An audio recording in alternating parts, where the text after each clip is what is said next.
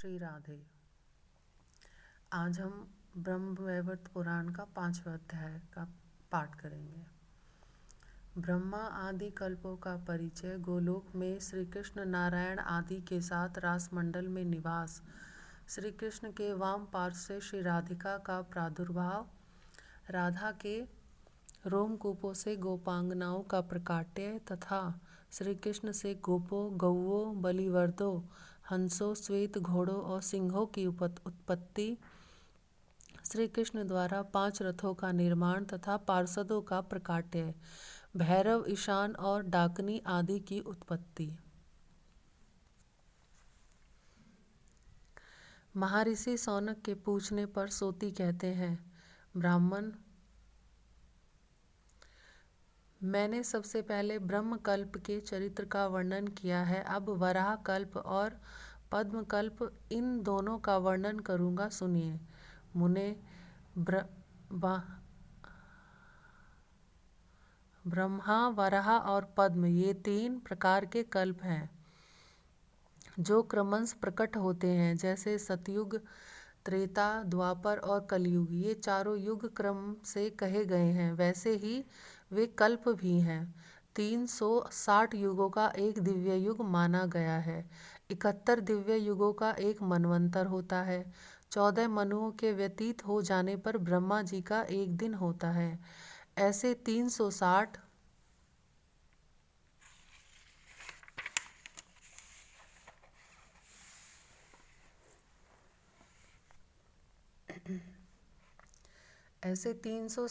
दिनों के बीतने पर ब्रह्मा जी का 1 वर्ष पूरा होता है। इस तरह 108 वर्षों की विधाता की आयु बताई गई है। यह परमात्मा श्री कृष्ण का एक निमेष काल है। कालवेता विद्वानों ने ब्रह्मा जी की आयु के बराबर कल्प का मान निश्चित किया है। छोटे छोटे कल्प बहुत से हैं जो संवृत आदि के नाम से विख्यात हैं। महर्षि मार्कंडेय 7 कल्पों तक जीने वाले बताए गए हैं, परंतु वह कल्प ब्रह्मा जी के एक दिन के बराबर ही बताया गया है। तात्पर्य यह है कि मार्कंडेय मुनि की आयु ब्रह्मा जी के 7 दिनों में ही पूरी हो जाती है, ऐसा निश्चित किया गया है। ब्राह्म, वराह और पद्म, ये 3 महाकल्प कहे गए हैं। इनमें जिस प्रकार सृष्टि होती है वह बताता हूँ, सुनिए। ब्राह्म कल्प में मधु कैटभ के मैदे से मैदिनी सृष्टि के सृष्टा ने भगवान श्री कृष्ण की आज्ञा ले सृष्टि रचना की। फिर वराह कल्प में जब पृथ्वी एकावर्ण के जल में डूब गई थी, वराह रूपधारी भगवान विष्णु के द्वारा अत्यंत प्रयत्नपूर्वक रसातल से उसका उद्धार करवाया और सृष्टि रचना की। तत्पश्चात पद्म कल्प में सृष्टिकर्ता ब्रह्मा ने विष्णु के नाभि कमल पर सृष्टि का निर्माण किया। ब्रह्मलोक पर्यंत जो त्रिलोकी है उसी की रचना की। ऊपर के जो नित्य 3 लोक हैं उनकी नहीं। सृष्टि निरूपण के प्रसंग में मैंने यह काल गणना बताई है और किंचन मात्र सृष्टि का निरूपण किया है। अब फिर आप क्या सुनना चाहते हैं? सौनक जी ने पूछा।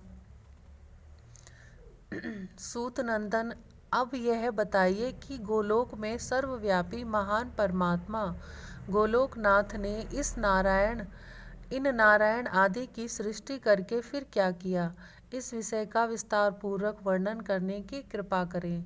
सोती ने कहा, ब्राह्मण, इन सब की सृष्टि करके इन्हें साथ ले भगवान अत्यंत कमनीय सुरमय रासमंडल में गए। रमणीय कल्प वृक्षों के मध्य भाग में मंडलाकार रासमंडल अत्यंत मनोहर दिखाई देता था। वह सुविस्तृत, सुंदर, समतल और चिकना था। चंदन, कस्तूरी, अगर और कुमकुम से उसको सजाया गया था। उस पर दही, लावा, सफ़ेद धान और दुर्वादल बिखेरे गए थे। रेशमी सूत में गुथे हुए नूतन चंदन पल्लवों की वंदनवारों और केले के खंभों द्वारा वह चारों ओर से घिरा हुआ था। करोड़ों मंडप, जिनका निर्माण उत्तम रत्नों के सार भाग से हुआ था, उस भूमि की शोभा बढ़ाते थे। उनके भीतर रत्नमय प्रदीप जल रहते थे। वे पुष्प और सुगंध की धूप से वासित थे। उनके भीतर अत्यंत ललित प्रसाधन सामग्री रखी हुई थी। वहां जाकर जगदीश्वर श्री कृष्ण सबके साथ उन मंडपों में ठहरे। मुनि श्रेष्ठ, उस रास मंडल का दर्शन करके वे सब लोग आश्चर्य से चकित हो उठे। वहां श्री कृष्ण के वाम पार्श्व से एक कन्या प्रकट हुई, जिसने दौड़कर फूल ले आकर उन भगवान के चरणों में अर्घ्य प्रदान किया। उसके अंग अत्यंत कोमल थे, वह मनोहारिणी और सुंदरियों में भी सुंदरी थी। उसके सुंदर एवं अरुण ओष्ठ और अधर अपनी लालिमा से बंधु जीव पुष्प दोपहरिया के फूल की शोभा को पराजित कर रहे थे। मनोहर दंत पंक्ति मोतियों की श्रेणी को तिरस्कृत करती थी। वह सुंदरी किशोरी बड़ी मनोहर थी। उसका सुंदर मुख शरद पूर्णिमा के कोटि चंद्रों की शोभा को छीन लेता था। सीमंत भाग बड़ा मनोहर था। नेत्र शरद काल के प्रफुल्ल कमलों के समान अत्यंत सुंदर दिखाई देते थे। उसकी मनोहर नासिका के सामने पक्षीराज गरुड़ की नुकीली चोंच हार मान चुकी थी। वह मनोहारिणी बाला अपने दोनों कपोलों द्वारा सुनहरे दर्पण की शोभा को तिरस्कृत कर रही थी। रत्नों के आभूषणों से विभूषित दोनों कान बड़े सुंदर लगते थे। सुंदर कपोलों में चंदन, अगरू, कस्तूरी, कुमकुम और सिंदूर की बूंदों से पत्र रचना की गई थी, जिससे वह बड़ी मनोहर जान पड़ती थी। उसके संवारे हुए केस पास मालती की माला से अलंकृत थे। वह सती साध्वी बाला अपने सिर पर सुंदर एवं सुगंधित वेणी धारण करती थी। उसके दोनों चरण स्थल कमलों की प्रभा को छीन लेते थे। उसकी मंद मंद गति हंस और खंजन के गर्भ का गंजन करने वाली थी। वह उत्तम रत्नों के सार भाग से बनी हुई मनोहर वनमाला, हीरे का बना हुआ हार, रत्न निर्मित केयूर, कंगन, सुंदर रत्नों के सार भाग से निर्मित अत्यंत मनोहर पाशक, बहुमूल्य रत्नों का बना झनकारता हुआ मंजीर तथा अन्य नाना प्रकार के चित्रांकित सुंदर जड़ाऊ आभूषण पहने हुए थी। वह गोविंद से वार्तालाप करके उनकी आज्ञा पा मुस्काती हुई श्रेष्ठ रत्न में सिंहासन पर बैठ गई। उसकी दृष्टि अपने उन प्राण वल्लभ के मुखारविंद पर ही लगी हुई थी। उस किशोरी के रोमकूपों से तत्काल ही गोपांगनाओं का आविर्भाव हुआ, जो रूप और वेश के द्वारा भी उसी की समानता करती थी। उनकी संख्या लक्ष कोटि थी। वे सब की सब नित्य सुस्थिर यौवना थी। संख्या के जानकार विद्वानों ने गोलोक में गोपांगनाओं की उक्त संख्या ही निर्धारित की है। मुने, फिर तो श्री कृष्ण के रोमकूपों से भी उसी क्षण गोपगणों का आविर्भाव हुआ, जो रूप और वेश में भी उन्हीं के समान थे। संख्यावेता महर्षियों का कथन है कि श्रुति में गोलोक के कमनीय मनोहर रूप वाले गोपों की संख्या 30 करोड़ बताई गई है। फिर तत्काल ही श्री कृष्ण के रोमकूपों से नित्य सुस्थिर यौवन वाली गौवें प्रकट हुई, जिनके रूप रंग अनेक प्रकार थे। बहुतेरे, बलिवर्द, सुरभि जाति की गौवें, नाना प्रकार के सुंदर सुंदर बछड़े और अत्यंत मनोहर श्याम वर्ण वाली बहुत सी कामधेनु गायें भी वहां तत्काल प्रकट हो गई। उन्हीं में से एक मनोहर बलिवर्द को, जो करोड़ों सिंहों के समान बलशाली था, श्री कृष्ण ने शिव को सवारी के लिए दे दिया। तत्पश्चात श्री कृष्ण के चरणों के नख छिद्रों से सहसा मनोहर हंस पंक्ति प्रकट हुई। उन हंसों में नर, मादा और बच्चे सभी मिले जुले थे। उनमें से एक राजहंस को, जो महान बल पराक्रम से संपन्न था, श्री कृष्ण ने तपस्वी ब्रह्मा को वाहन बनाने के लिए अर्पित कर दिया। तदनंतर परमात्मा श्री कृष्ण के बाएं कान के छिद्र से सफेद रंग के घोड़ों का समुदाय प्रकट हुआ, जो बड़ा मनोहर जान पड़ता था। उनमें से एक श्वेत अश्व गोपांगना वल्लभ श्री कृष्ण ने देव सभा में विराजमान धर्म को सवारी के लिए प्रसन्नता पूर्वक दे दिया। फिर उन परम पुरुष के दाहिने कान के छिद्र से उस देव सभा के भीतर ही महान बलवान और पराक्रमी सिंहों की श्रेणी प्रकट हुई। श्री कृष्ण ने उनमें से एक सिंह जो बहुमूल्य श्रेष्ठ हार से अलंकृत था, बड़े आदर के साथ प्रकृति दुर्गा देवी को अर्पित कर दिया। उन्हें वही सिंह दिया गया जिसे वे लेना चाहती थी।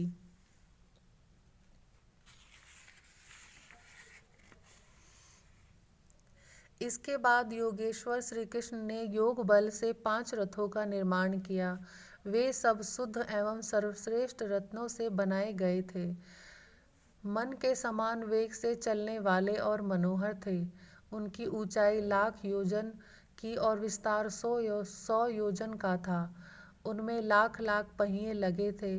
उनका वेग वायु के समान था।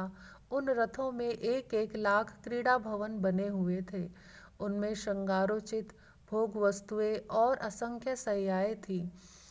उन ग्रहों में लाखों रत्नमय दीप प्रकाश फैलाते थे और लाखों घोड़े उस रथ की शोभा बढ़ाते थे। भांति भांति के विचित्र चित्र उनमें अंकित थे। सुंदर रत्नमय कलश उनकी उज्ज्वलता बढ़ा रहे थे। रत्नमय दर्पणों और आभूषणों से वे सभी रथ विमान भरे हुए थे। श्वेत चवर उनकी शोभा बढ़ा रहे थे। अग्नि में तपाकर शुद्ध किए गए सुनहरे वस्त्र, विचित्र विचित्र माला, श्रेष्ठ मणि, मोती, माणिक्य तथा हीरो के हारों से वे सभी रथ अलंकृत थे। कुछ लाल रंग के असंख्य सुंदर कृत्रिम कमल, जो श्रेष्ठ रत्नों के सार भाग से निर्मित हुए थे, उन रथों को सुशोभित कर रहे थे।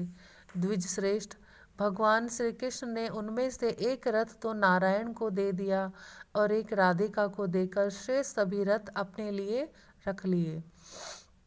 तत्पश्चात श्री कृष्ण के गुहा देश से पिंगल वर्ण वाले पार्षदों के साथ एक पिंगल पुरुष प्रकट हुआ।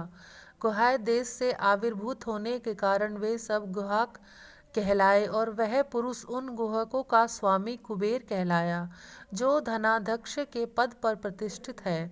कुबेर के वाम पार्श्व से एक कन्या प्रकट हुई, जो कुबेर की पत्नी हुई। वे देवी समस्त सुंदरियों में मनोरमा थी, अतः उसी नाम से प्रसिद्ध हुई। फिर भगवान के गुहा देश से भूत प्रेत पिशाच, कुष्मांड, ब्रह्म राक्षस और विकृत अंग वाले वेताल प्रकट हुए। मुने, तदनंतर श्री कृष्ण के मुख से कुछ पार्षदों का प्रकाट्य हुआ, जिनके 4 भुजाएं थी। वे सब के सब श्याम वर्ण थे और हाथों में शंख, चक्र, गदा एवं पद्म धारण किए थे। उनके गले में वनमाला लटक रही थी। उनके मस्तक पर किरीट, कानों में कुंडल तथा अन्य अंगों में रत्नमय आभूषण शोभा दे रहे थे। श्री कृष्ण ने वे 4 भुजाधारी पार्षद नारायण को दे दिए। गुहकों को उनके स्वामी कुबेर के हवाले किया और भूत प्रेतादि भगवान शंकर को अर्पित कर दिए। तदनंतर श्री कृष्ण के चरणार विंदों से द्विभुज पार्षद प्रकट हुए, जो श्याम वर्ण के थे और हाथों में जपमाला लिए हुए थे। वे श्रेष्ठ पार्षद निरंतर आनंद पूर्वक भगवान के चरण कमलों का ही चिंतन करते थे। श्री कृष्ण ने उन्हें दास्य कर्म में नियुक्त किया। वे दास यत्नपूर्वक अर्घ्य लिए हुए प्रकट हुए थे। वे सभी श्री कृष्ण परायण वैष्णव थे। उनके सारे अंग पुलकित थे, नेत्रों से अश्वधारा झर रहे थे और वाणी गदगद थी। उनका चित्त केवल भगवत चरणार विंदों के चिंतन में ही संलग्न रहता था। इसके बाद श्री कृष्ण के दाहिने नेत्र से भयंकर गण प्रकट हुए, जो हाथों में त्रिशूल और पटीश लिए हुए थे। उन सबके 3 नेत्र थे और मस्तक पर चंद्राकार मुकुट धारण करते थे। वे सब के सब विशालकाय तथा दिगंबर थे, प्रज्वलित अग्नि शाखा के समान जान पड़ते थे। वे सभी महान भाग्यशाली भैरव कहलाए। वे शिव के समान ही तेजस्वी थे। रूरू भैरव, संहार भैरव, काल भैरव, असित भैरव, क्रोध भैरव, भीषण भैरव, महाभैरव तथा खट्वांग भैरव, ये 8 भैरव माने गए हैं। श्री कृष्ण के बाएं नेत्र से एक भयंकर पुरुष प्रकट हुआ जो त्रिशूल, पटिश, व्याघ्र चर्म में वस्त्र और गदा धारण किए हुए था। वह दिगंबर, विशालकाय, त्रिनेत्रधारी और चंद्राकार मुकुट धारण करने वाला था। वह महाभाग पुरुष ईशान कहलाया, जो दिक्पालों का स्वामी है। इसके बाद श्री कृष्ण की नासिका के छिद्र से डाकिनियाँ, योगिनियाँ तथा सहस्त्रों क्षेत्रपाल प्रकट हुए। इनके सिवा उन परम पुरुष के पृष्ठदेश से सहसा 3 करोड़ श्रेष्ठ देवताओं का प्रादुर्भाव हुआ, जो दिव्य मूर्तिधारी थे। श्री राधे श्याम।